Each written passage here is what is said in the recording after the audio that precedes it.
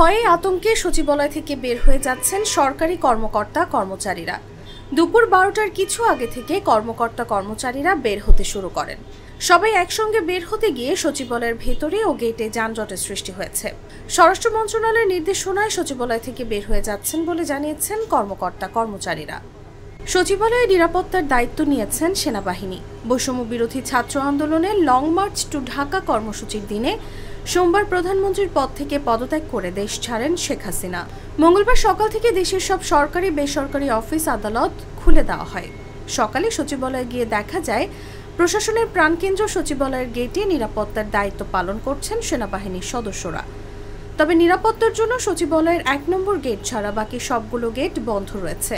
দেখা গেছে 1 নম্বর গেটে দাঁড়িয়ে সেনা সদস্যরা পরিচয় নিশ্চিত হয়ে গাড়িগুলোকে ভেতরে প্রবেশ করতে দিচ্ছেন। 1 ও 2 নম্বর গেটের মধ্যবর্তী দর্শনার্থী অভ্যর্থনা কক্ষেও সেনা সদস্যরা রয়েছেন।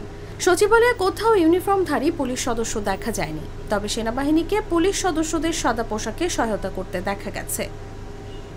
সচিবালয়ে ঘুরে দেখা গেছে কর্মকর্তা কর্মচারীদের উপস্থিতি অনেকটাই স্বাভাবিক। সচিবালয়ের বিভিন্ন স্থানে কর্মচারীদের জটলা করে আলোচনা করতে দেখা গেছে।